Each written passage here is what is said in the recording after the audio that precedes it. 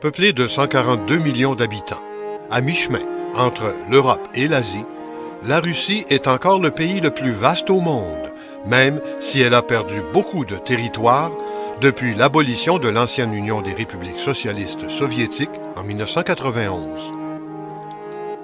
La Fédération russe est une république fédérale dirigée par un président, lui-même secondé par un premier ministre. Elle possède des frontières terrestres avec 14 pays, dont la Finlande, l'Ukraine, la Mongolie et la Chine.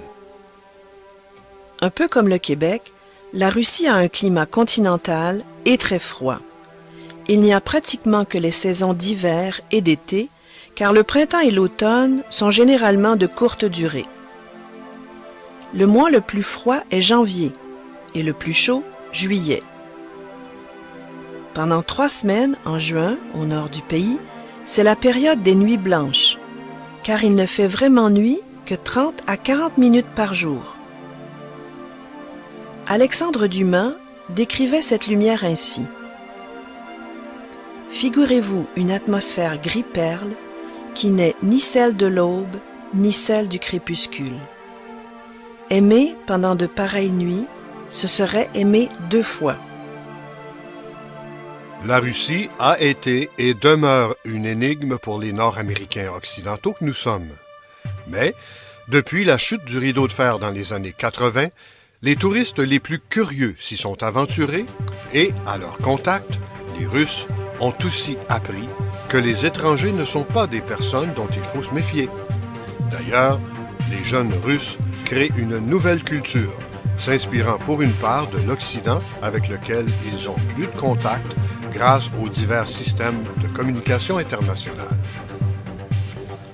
Commençons notre visite par Moscou, sa capitale. Le métro de Moscou fait la fierté des Moscovites depuis 1935. On compte aujourd'hui plus de 16 stations de métro et il transporte en moyenne de 8 à 9 millions de passagers chaque jour, ce qui est plus que les métros de New York et Londres. Pour décorer le métro, on fit appel aux meilleurs artistes de l'Union soviétique et certaines des stations sont considérées comme de véritables œuvres d'art. Au centre de la ville se trouve le Kremlin, citadelle des tsars, siège du gouvernement et résidence du président russe aujourd'hui. Il a été depuis des siècles le symbole du pouvoir. C'est un somptueux ensemble de bâtiments civils et religieux. Le premier Kremlin, mot qui signifie forteresse en russe, fut érigé en bois. Vers la fin du XVe siècle, le premier tsar Ivan III, surnommé Ivan le Grand, confia la construction à des architectes italiens afin d'en faire le centre du pouvoir religieux et impérial. Staline en ordonna la fermeture en 1927 et fit détruire plusieurs de ses églises et palais. L'imposant mur d'enceinte est entrecoupé de 4 portes et de 19 tours. À l'intérieur se trouvent 3 cathédrales de pierre où se déroulaient les cérémonies à l'époque impériale.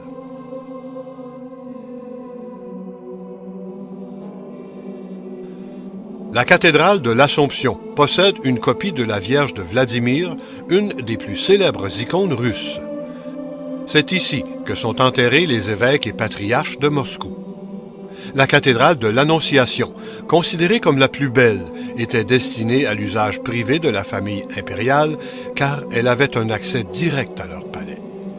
Enfin, la cathédrale de l'Archange Saint-Michel fut construite au XVIe siècle et c'est là que les tsars et les princes seront enterrés jusqu'au transfert de la capitale russe à Saint-Pétersbourg par Pierre le Grand au XVIIIe siècle. On trouve également dans le Kremlin le musée des armures qui abrite une collection d'armures et une incroyable collection de bijoux précieux réunis par l'aristocratie. La légende veut qu'en quittant le Kremlin, on touche le mur d'enceinte afin de porter chance et aussi de vous assurer d'y revenir un jour. Traversant les jardins Alexandrovski, on accède à la place Rouge. À l'origine, cette place servait à protéger l'ensemble du Kremlin. Au fil des ans, elle devint une place du marché public. Et en 1930, on y construisit le mausolée de Lénine.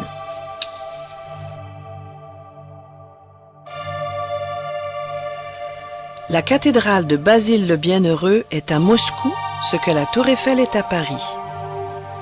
La légende raconte qu'Ivan le Terrible fit crever les yeux de son architecte pour que l'artiste ne puisse jamais recréer un tel chef-d'œuvre. Surmontée d'un bulbe doré, la cathédrale doit son nom à la chapelle dédiée à Saint Basile le Bienheureux, dont les restes sont enterrés à l'intérieur. Après la visite de toutes ces cathédrales et monuments, déplaçons-nous au cœur du quartier des théâtres moscovites, où domine le théâtre Bolchoï, qui veut dire grand théâtre, l'une des plus célèbres scènes d'opéra et de ballet du monde.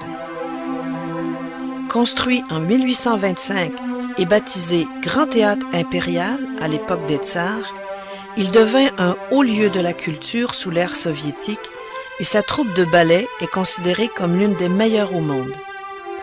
D'ailleurs, la Russie a vu naître des grands noms du ballet classique tels que Rodolphe Nureyev, Anna Pavlova ou Mikhail Baryshnikov.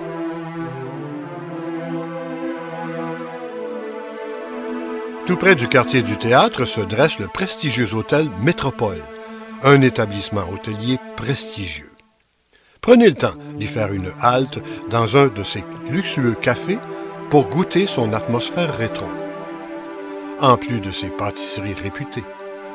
Enfin, les amateurs d'art se régaleront à la galerie Tretiakov qui possède l'une des plus belles collections d'art russe depuis les icônes anciens jusqu'à l'ère du XXe siècle.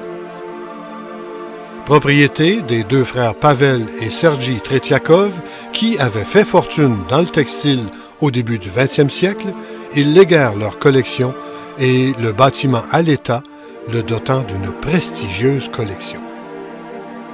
Plusieurs boutiques de luxe ont ouvert des succursales à Moscou et la visite de l'intérieur du grand magasin GUM vous permettra non seulement de les visiter, mais aussi d'admirer ses galeries et sa grande verrière lorsque le soleil perce à travers son toit.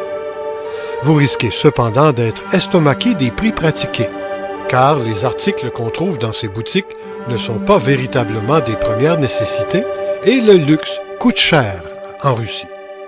Quittons la capitale pour nous diriger vers le nord dans la région de l'Anneau d'Or, qui tire son nom des bulbes dorés de ces villes princières avant même la naissance de Moscou. Cette région comporte des villes datant du Moyen Âge qui formèrent autrefois le cœur de la Russie. L'ère soviétique a beaucoup détruit de monuments princiers, mais les vestiges architecturaux ont survécu en assez grand nombre pour en faire une destination touristique importante entre Moscou et Saint-Pétersbourg. À 250 km au nord de Moscou, Iaroslavl s'impose comme la plus grande ville de l'Anneau d'Or avec ses 600 000 habitants. Au XIe siècle, le prince Iaroslavl le Sage crée un fort dans une localité sur les rives de la Volga. Selon la légende, il en aurait obtenu l'allégeance en tuant un ours à la hache, ce qui explique qu'on retrouve un ours sur le blason de la ville. Située au confluent de la Volga et de la Kotoros, elle devient rapidement un grand centre de commerce.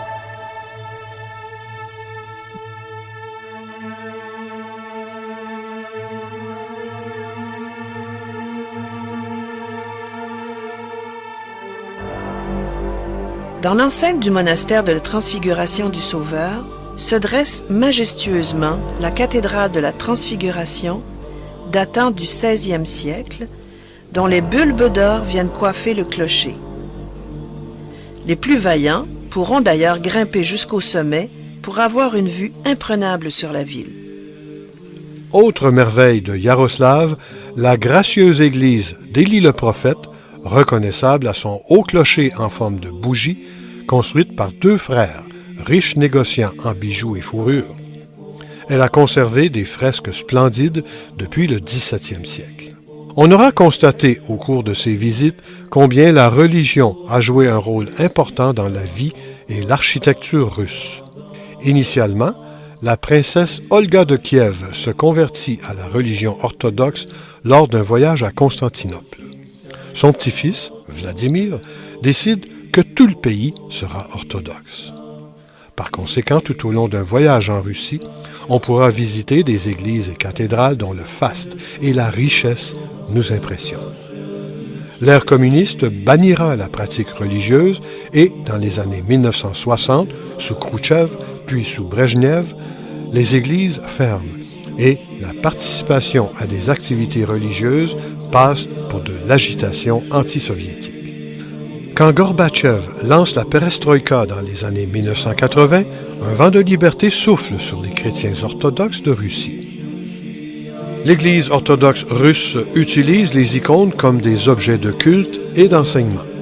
Autrefois, on pensait les icônes porteuses d'un pouvoir relié au saint qu'elles représentaient et on invoquait leur protection. Aujourd'hui encore, le sentiment religieux est fort en Russie et on remarquera que beaucoup de gens font une visite à l'église après leur journée de travail. Après avoir traversé une région de lacs et d'îles, nous voici arrivés à la perle de notre visite, la ville de Saint-Pétersbourg. Au début du XVIIIe siècle, le tsar Pierre Ier, surnommé le Grand car il mesure 2 mètres, rêve d'ouvrir une fenêtre sur l'Occident en construisant une ville sur le delta de la Neva. Ainsi naît Saint-Pétersbourg du nom de son saint patron. Pierre le Grand en fait un centre culturel et scientifique. Les bolcheviks, au pouvoir lors du coup d'État d'octobre 1917, déplacent la capitale à Moscou et changent le nom de Saint-Pétersbourg pour Pétrograd.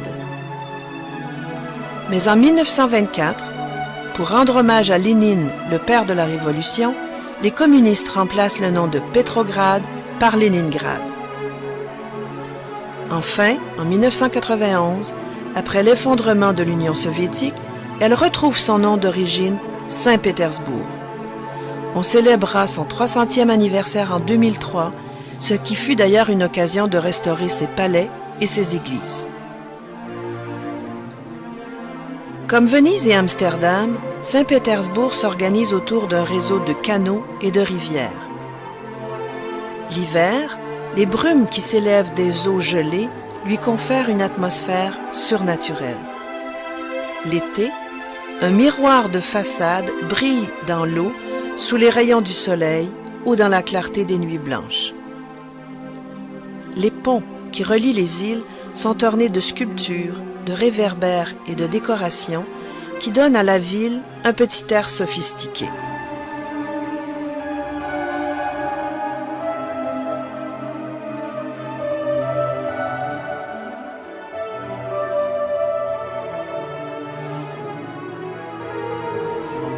Le musée de l'Ermitage est probablement l'édifice le plus connu de Saint-Pétersbourg et c'est en soi une excellente raison de s'arrêter dans cette ville.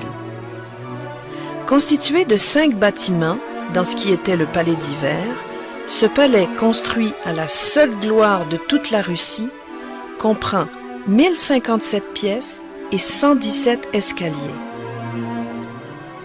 Le musée s'est formé autour de la collection privée de l'impératrice Catherine qui accumulait des collections entières d'œuvres d'art.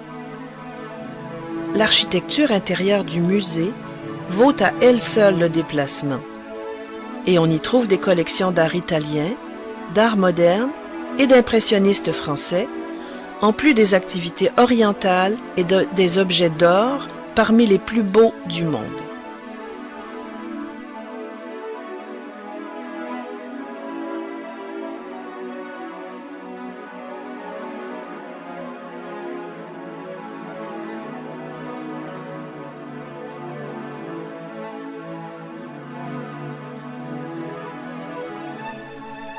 À environ 30 km à l'extérieur de Saint-Pétersbourg, voici Peterhof ou Petrovac, le palais de Pierre le Grand, construit pour se rendre hommage, lui, le plus grand des monarques. Construit sur 7 ans, c'est l'image de la démesure impériale. Le domaine de Peterhof comprend de nombreux palais et fontaines, un parc supérieur, un parc inférieur, dans un domaine de plus de 600 hectares. Les jeux d'eau, groupés dans le parc inférieur, comprennent les fontaines du Triton, du Lion et du Dragon, et de multiples fontaines moins imposantes où des petits garçons, à queue de poisson, vaporisent de l'eau en soufflant dans des conques. Enfin, la grande cascade, décorée de 37 statues, 64 fontaines et 1142 jets d'eau, descend des terrasses du palais jusqu'au canal relié à la mer. Vous comprendrez en le visitant pourquoi on l'a surnommé la folie du tsar. À quelque distance de Pedro Dvorets se trouve aussi le palais Catherine. La grande Catherine marqua ce palais de son empreinte. La salle de bal où les lumières illuminent les miroirs et les sculptures dorées vous impressionnera, tout comme le cabinet d'ambre recouvert en son entier de panneaux de cette pierre originaire de la mer Baltique.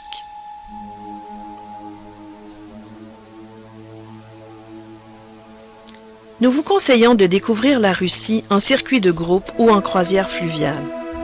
L'alphabet cyrillique étant très différent des caractères romains, il est difficile pour des voyageurs individuels de se déplacer en Russie. Les intervenants touristiques parlent généralement un peu d'anglais et très peu parlent le français. Après avoir vécu si longtemps sous le régime soviétique, plutôt hermétique, il est évident que l'ouverture à l'Occident est récente, ce qui nous donne l'impression que les Russes sont plutôt réservés. C'est un trait de l'âme slave, plutôt mélancolique, que l'on retrouve d'ailleurs dans la littérature de Dostoïevski et de Tolstoï, tout comme dans la musique de Tchaïkovski ou de Rimsky-Korsakov. Pourtant, le folklore russe est coloré, les danses traditionnelles enjouées, et toute rencontre chez eux est prétexte de boire la vodka, cet alcool de blé qui est la boisson nationale.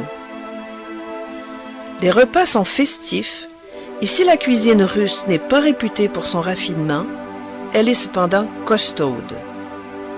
Souvent, on sert des zakouski, des hors-d'œuvre variés, chauds ou froids, qu'on vous offre avec la vodka.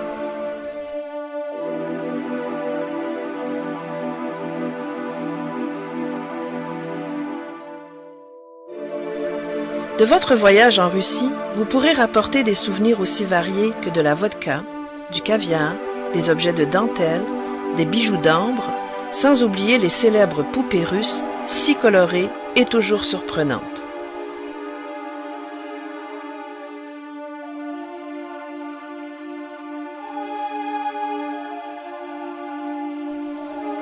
Tour Chanteclair vous invite à aller à la découverte de ce pays énigmatique et mythique qui ne laisse personne indifférent.